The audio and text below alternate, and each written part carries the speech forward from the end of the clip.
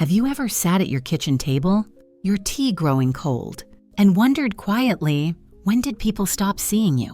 Not just looking at you, but truly seeing you, seeing your strength, your wisdom, your needs, your boundaries, your stories. It doesn't happen all at once. It's subtle, a slow fading of respect, a quiet, creeping assumption that you'll always be there, always say yes, always give without question, that somehow, as you've grown older, you've become invisible, or worse, just expected. If you've ever felt that sting of being taken for granted by your children, your neighbors, your friends, you are not alone. It's a silent ache that many carry. Too polite to name it out loud, but it's there, in the way people interrupt you, in the way they assume your time is open, in the way they forget to ask. But always remember to take, and the truth is, sometimes without realizing it. We begin to act in ways that invite it, not because we're weak, but because we're kind, because we've spent a lifetime learning how to be helpful, generous, selfless. We've been caregivers, providers, problem solvers, peacemakers. And somewhere along the line, those beautiful traits that should earn us deep respect begin to be seen as default, as if your value lies only in what you give, not who you are. Margaret, a 72-year-old widow, knows this feeling too well. Every Saturday, her daughter Emily drops off her 2 children at 9 a.m., promising to pick them up by lunch. But each time, Margaret ends up feeding them dinner, bathing them, and putting them to bed. Emily always arrives with a sheepish smile and a sorry, "Mom, time just got away from me." Margaret never complains, but that doesn't mean it doesn't hurt. She wonders, quietly, if Emily even realizes how much she's asking, or if she's come to expect it because Margaret never says no. That's the first quiet behavior we need to talk about. Always saying yes, even when it costs you. When we don't draw limits, when we allow our kindness to be mistaken for endless availability, people, even the ones we love most, can start to forget we're not here to serve them. We're here to live too, to rest, to have space, to choose. The problem is, we've been conditioned to believe that saying no makes us cold, that if we're not helpful, we're not lovable. But the truth is, boundaries don't break relationships. They reveal the real ones. And when you begin to say no gently, firmly, you're not closing doors. You're opening space for respect. Jack, a retired mechanic, always offered to fix things. Neighbors, friends, family, they all knew to call him first. And at first, it felt good. He liked being needed. But eventually, he realized something strange. They only called when something was broken. Not to say hello, not to check on him, just to ask for something. And he always did it, even when his back hurt, even when he didn't feel up to it. One day, his neighbor's son asked Jack to fix his car on a scorching summer day. Jack paused and said, "I'd love to help another time, but I've got plans to rest today." The young man laughed. "Come on, Jack, you're retired. You've got all the time in the world." That stung, because that's the second behavior, allowing your time to be treated like it has no value. Just because you're not working doesn't mean your time is free. It's yours, and it matters. You've earned every hour of it. And when people assume you're available 247 simply because you're older, that's not respect. That's entitlement. But again, it often begins with us.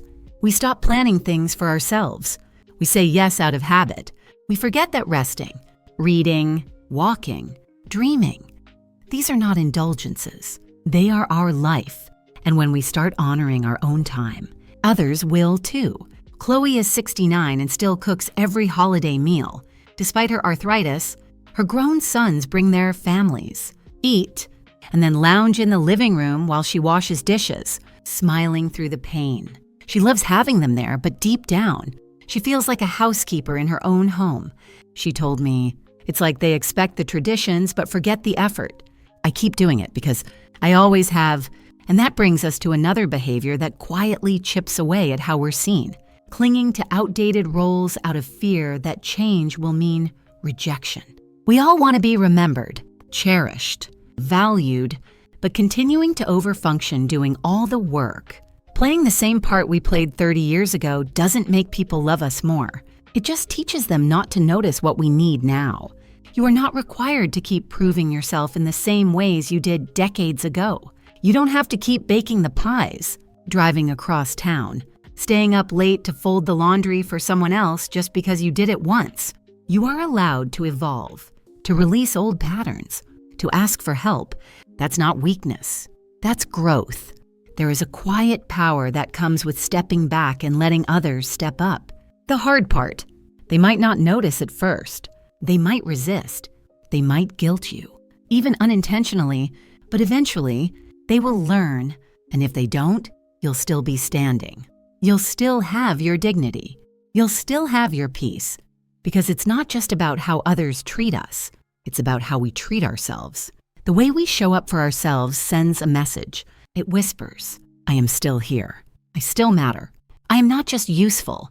I am worthy, and that's the quiet, beautiful shift this stage of life invites us to explore, not becoming less, but becoming more ourselves. There's something we rarely talk about after a certain age, the quiet pressure to keep the peace, even when it costs us our voice. We've lived long enough to know that life is short, and arguments can leave scars. So we let things go. We swallow our frustration when someone interrupts us. We nod politely when our needs are brushed aside. We keep smiling through things that don't feel right because we don't want to cause trouble. But silence can be a double-edged sword. Grace learned that the hard way. She's 74, full of warmth, always the one others lean on. Her grandson, Ethan, recently started coming by her house more often, not to visit, but to borrow things, money, groceries, even small appliances. Each time, he'd flash that charming grin and say, "Thanks. Grandma, you're the best." At first, Grace was glad to help, but then it became routine. He stopped calling in between visits, stopped asking how she was, just popped in, took what he needed, and left. One day, when she gently said, "Ethan, I feel like you only come when you need something," he laughed it off. "Don't be so sensitive. You know I love you." Grace didn't push further. She didn't want to seem ungrateful or difficult. But that night, she lay awake, her chest tight with a mix of sadness and shame. Not because she said something wrong, but because she finally said something real. That's the next quiet behavior we have to talk about. Avoiding discomfort at the expense of your dignity. We're told that being agreeable makes life smoother. But when being agreeable means being overlooked, something precious gets lost. And over time, people start responding not to who we are, but to what we allow. You are not a burden for speaking up. You are not too much for wanting fairness. You are allowed to say, "That doesn't sit right with me," without having to soften it into a joke or an apology. Respect doesn't come from how quiet you can be. It comes from how firmly you stand in your truth, even when your voice shakes a little. Helen, a retired nurse, once told me that after her husband passed, her adult children began making decisions for her without asking where she should live, what she should eat, even how she should spend her money. It was subtle, wrapped in concern. "We're just looking out for you, Mom," but it made her feel powerless, like her opinions no longer mattered. So she nodded, went along with it, even when she disagreed, even when it made her feel small. This brings us to another behavior we need to bring into the light. Letting others assume you need to be managed, instead of reminding them you're still capable.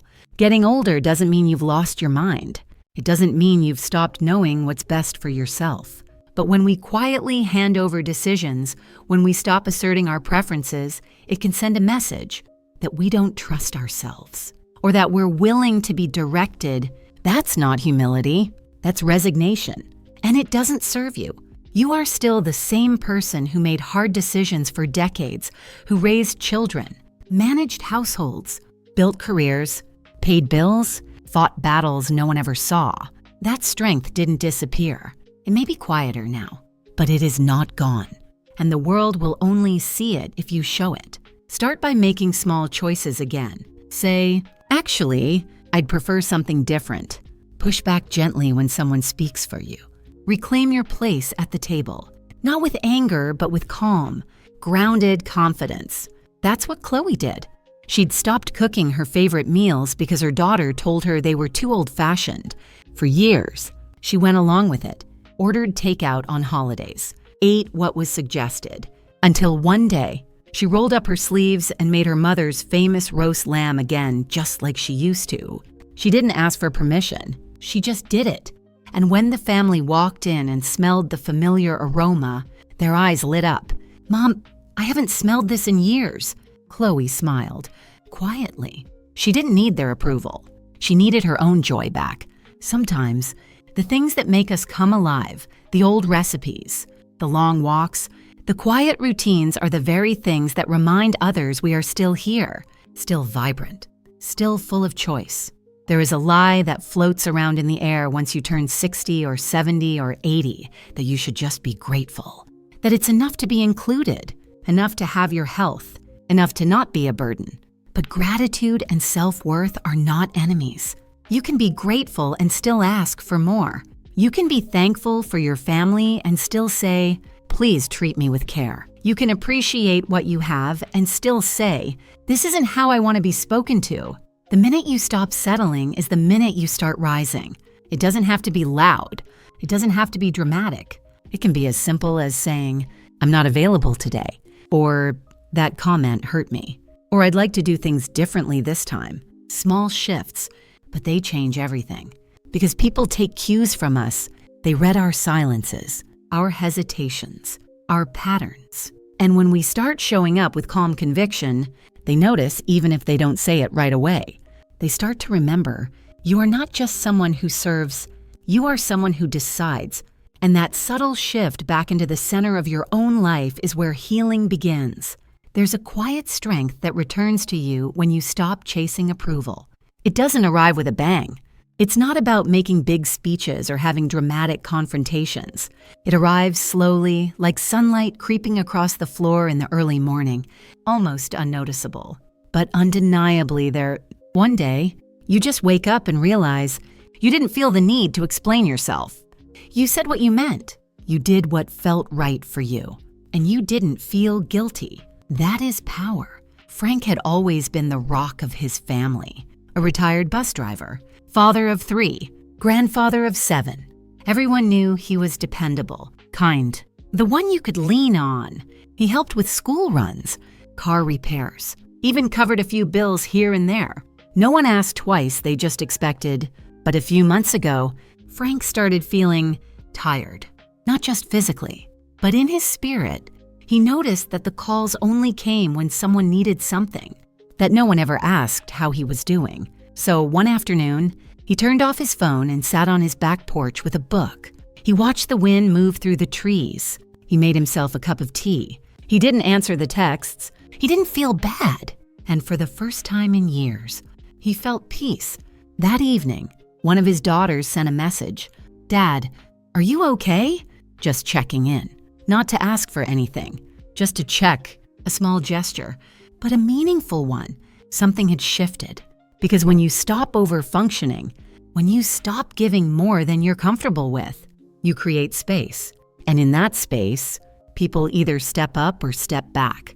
But either way, you stop being taken for granted. The energy we carry teaches people how to treat us.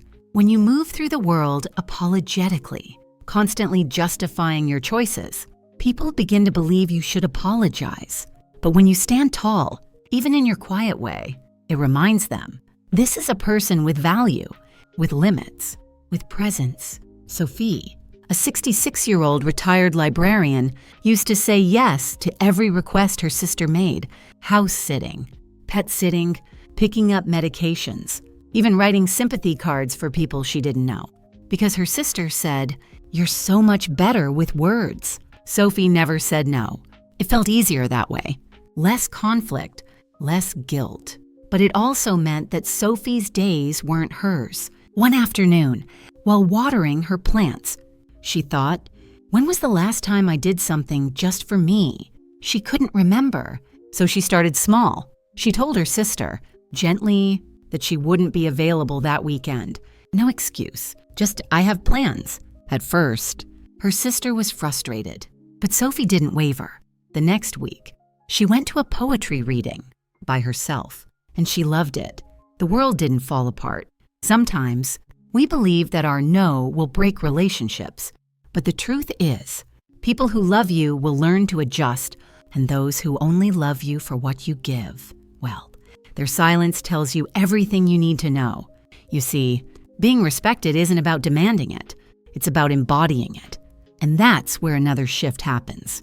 When you begin to live from self-respect, not fear, not guilt, you naturally draw a different energy toward you. You stop trying to be useful in order to be loved.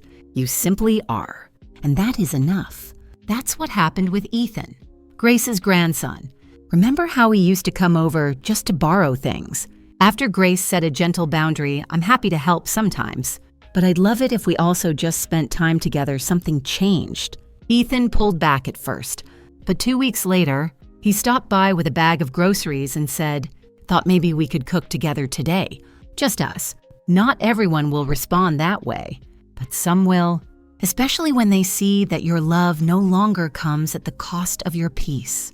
And even if they don't respond the way you hope, something much more important happens. You begin to feel whole again.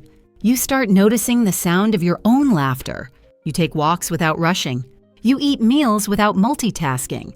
You rediscover what it feels like to be alive on your own terms. This is the beginning of emotional restoration. You don't need to become someone else. You don't need to go back in time. You just need to come home to yourself, the version of you that remembers how to say yes and no with clarity, that knows your time is valuable, that recognizes your presence is a gift.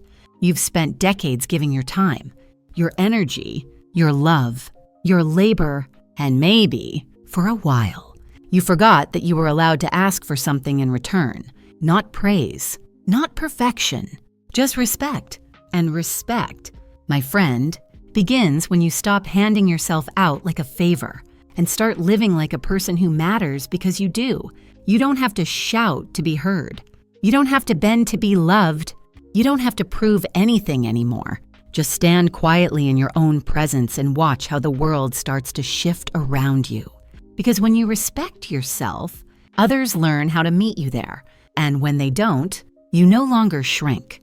You simply stay rooted in your peace, knowing that not being taken for granted starts with not taking yourself for granted. If you've made it this far, thank you, not just for watching, but for being here, for opening your heart to a conversation that so few people are willing to have, yet so many quietly need. Maybe along the way, you saw yourself in Grace's silence, or in Frank's quiet moment of peace on the porch. Maybe you recognized Sophie's small step toward her own joy, or Chloe's decision to take back the traditions that gave her life color. If you did, if any of this resonated, please know, you are not alone. There's no shame in having lost yourself a little bit along the way. Life, especially when lived generously, has a way of doing that.